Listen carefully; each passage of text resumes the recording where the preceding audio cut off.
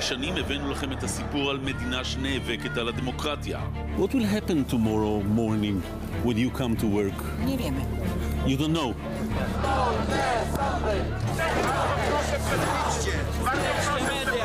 ראינו פה עשרות שופטי בית המשפט העליון שלמעשה הודחו מעבודתם, הורידו להם את גיל הפרישה והם התעקשו להגיע אל אולם בית המשפט כמו בכל יום בשנה. הצלחה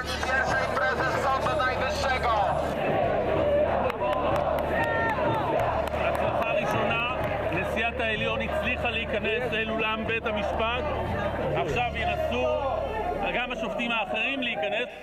הבאנו אז ראיון עם נשיא בית המשפט לחוקה שהודח בידי הממשלה. It was necessary for them to destroy an institution which has the constitutional power to control the constitutionality of the production of the parliament. To control legislation, to outlaw some legislation. דיווחנו לכם מחזית הקרבות בין ה-D9 שעלה על הדמוקרטיה לבין מי שהיו מוכנים להישכב מתחת לגלגליו. Będziemy mieli Polskę nieporównanie sprawiedliwszą niż ta, która była dotąd. Nasz dom Polska jest naprawdę zagrożony.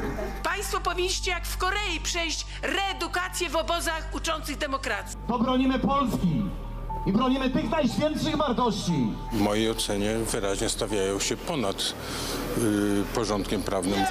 Nie robię polityki, żeby było jasne. Występuję w obronie porządku prawnego państwa. אבל כל זה היה לפני 4 שנים וחצי, מאז הכל השתנה, לרעה.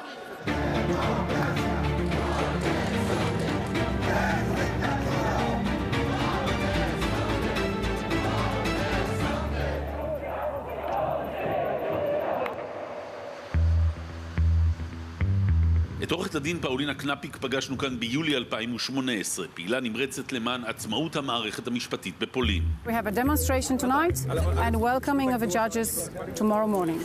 פאולינה! Hello.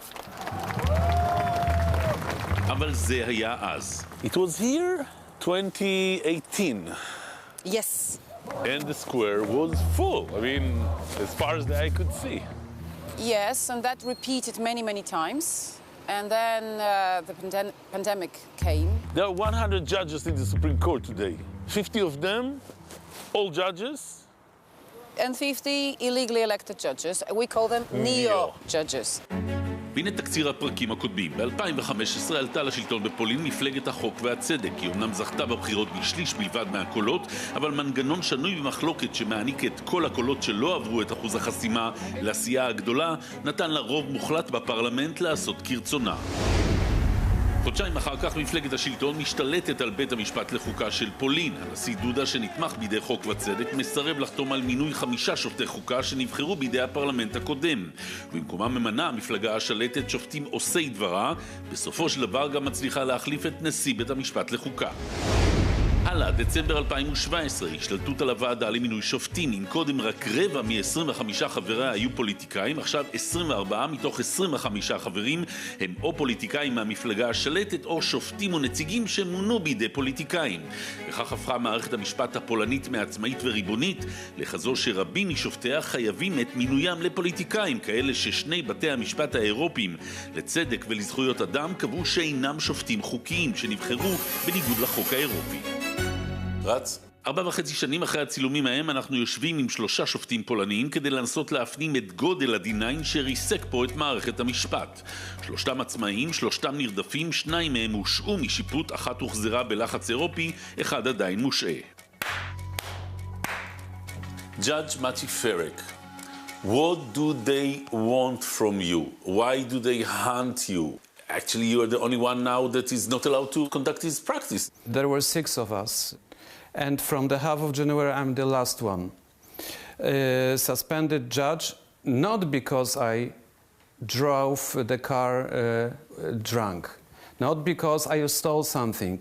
What I committed is in 2021, it was 15 months ago, I questioned a verdict and a person who, in my opinion, is an illegally appointed judge.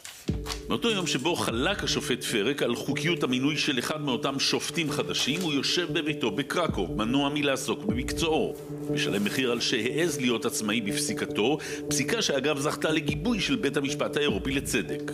I just did what I had to do, because I'm a lawyer and I know our constitution, I know the EU law, and I didn't have a way out. כשמדברים על טיהורים בבתי המשפט, מדברים בין היתר על שופטת ביאטה מורוויץ. Rano o godzinie 6:30 zadzwonił domofon. Otworzyłam drzwi, jeszcze rozespana i nieprzytomna, bo nie wiedziałam, kto przyszedł. כבוד נשיאת בית המשפט המחוזי בקרקוב, ביאטה מורוויץ לא חשבה שזה מה שתמצא על סף דלתה ב-6:30 בבוקר, שירותי השכמה מטעם המדינה. Pojawili się panowie prokurator i policjant z służb takich specjalnych oraz kobieta, która im towarzyszyła prawdopodobnie dlatego, że przyszli do kobiety. אז מה הוביל את החוקרים לביתה של השופטת מורוויץ ב-6:30 בבוקר? כנראה שלא הטענות שהופרכו, מעולם לא הוכחו, הפכו לאישומים על עבירות שחיתות לכאורה. אפשר שהיה זה דווקא המאבק הקולני שלה נגד המתקפה על שלטון החוק, נגד הדחת 159 נשיאי בתי משפט בפולין. כמה קולני? הנה כמה דוגמאות. To tragedia dla polskiego wymiaru sprawiedliwości. Chcemy nie tylko zaprotestować przeciwko łamaniu praworządności, bo to jest naszym głównym celem. Dlaczego? Dlatego, że jak znamy pana ministra i służby mu podległe, generalnie nie wywiązują się z nałożonych obowiązków i nie respektują wyroków sądów. Ja nie myślę, ja jestem pewna. Jestem pewna, że to, co się stało, łącznie z tą wizytą Centralnego Biura Antykorupcyjnego, to był efekt mojej działalności na rzecz praworządności. Marsz, marsz Dąbrowski, z ziemi włoskiej do Polski, za twoim przewodem złączym się z narodem. Can you just explain us what's going on here? Why are they so insistent on crushing the judicial, on changing the judges, on sending home the experienced judges, bringing in new judges? You ask quite a lot of questions, but primarily it's about the personal control over the judiciary. In order to achieve a kind of political control over the judiciary, the easiest way is to put your own judges loyal to the political majority. מאז הפכה הוועדה למינוי שופטים פוליטית יש לה יעד ברור, מינויים והרבה, החלפת השופטים העצמאיים בשופטים מטעם, קידום שופטים שידעו למי הם חייבים, כך מונו בין 2,500 ל-3,000 שופטים רק בשש השנים האחרונות. Our NCJ is like a factory. Our Minister of Justice even said that they will produce more and more judges. Why? Because they think that if there will be more and more neo-judges, it will be more difficult to change it later in the future, and the system will be polluted forever. Myślę, że jest to efekt dążenia władzy do przejęcia kontroli nad wszystkimi aspektami życia społecznego. Nie da się ukryć, że trójpodział władzy osobom, które dążą do totalitaryzmu, jest nie po myśli. Checks and balances are not for autocrats. They are wrong for autocrats. Just an idea that there can be some thousand people in the country which can think independently from the government is unimaginable for autocratic minds. והנה עוד דרך להשפיע על מערכת המשפט. הכירו את מר זביגנייב ז'וברו, שר המשפטים והתובע הכללי של פולין. אם בעבר היו שתי המשרות נפרדות במתכוון, אחת פוליטית, השנייה משפטית, הרי ששנה אחרי עליית מפלגת החוק והצדק לשלטון, מסיבה שמיד תתברר, הן אוחדו תחתיו. In the criminal courts, the organ that starts the proceedings is the prosecutor.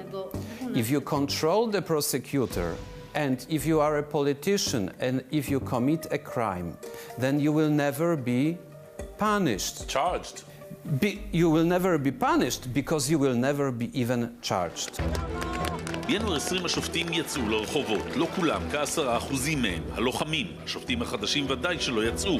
אלפי שופטים נשארו בבית, מתבוננים בדאגה בנעשה, ויש להם ממה לחשוש. They frame you as the enemy. It's not only me. A lot of judges are the enemies. Judges in Poland became a kind of public enemy. Poziom zakłamania po prostu tego towarzystwa, jego hipokryzji A robimy to dlatego, żeby przeciąć korporacyjne interesy, które, podkreślam jeszcze raz, są główną chorobą. Będziemy mogli po prostu zreformować nasze sądy, zreformować je w sposób taki, żeby warcholstwo zostało ukrócone. We have a kind of charismatic leader, Mr. Kaczynski, and in order to sustain this charismatic leadership, you have to create enemies of the society. אנחנו יושבים כבר דקות ארוכות עם כל אחד מהשופטים, הם מדברים בגילוי לב ולפתע נופל לנו האסימון, הרי בישראל מדובר בדבר שלא יעלה על הדעת. Just Ferrick, it's really strange for me because in Israel we never interview judges. It's strange for me as well. Before my suspension, I would never expect that I would be forced to give an interview to any journalist. We understood that our contact with the society is crucial for preserving the rule of law in the times of crisis. Is that a recommendation to the Israeli judges? Speak up. That's the time to speak? There is no other way, because afterwards they will silence you. You will be speechless. No one will be able to hear you. ב-2018 הפגינו 2 מיליון פולנים ב300 ערים נגד הניסיון להוריד את גיל הפרישה לשופטים ל-65 כדי להיפטר מרבים מהם, והצליחו להרתיע את הנשיא מלחתום על החוק שהעביר הפרלמנט. To some strange reason, people understood that it is too far. It is too close to Banana Republic. They went out to the streets. Yes, now we are almost 6 years later and still almost half of Polish Supreme Court is independent. If the politician changes the system, should the entire Supreme Court resign? And then what? Our politicians wouldn't care about it. They would be happy if they had the Supreme Court clean. אבל יש גם חדשות טובות, יש משהו שנמצא מעל פולין ולא קיים במדינות אחרות ששוקלות את המודל, זהו האיחוד האירופי. האיחוד האירופי פסל את חוקיות המינויים של השופטים החדשים, ובאיטיות החל לקנוס את פולין על ההשתלות הלא דמוקרטית שלה. 50 מיליארד אירופות, 77 מיליארד שם, סכומים משמעותיים שפולין תפסיד אם לא תחזור בה מכמה מהמהלכים האנטי-דמוקרטיים שבהם נקטה, סוג של תקווה לעתיד. And there's also another change. 4 years ago, the square was full. There were like tens of thousands here. People got tired. Well, they got tired of demonstrating, I would say. And it's too cold, I must say. It's too cold. Not always, however, but usually. We will follow you. Thank you, and we will follow you. Hopefully not till the end we'll follow you. Same for you. Thank you.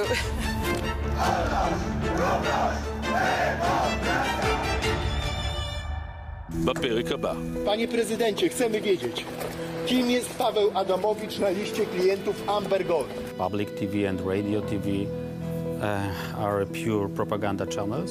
To be honest, this is the government TV. Media freedom became something we need to fight for.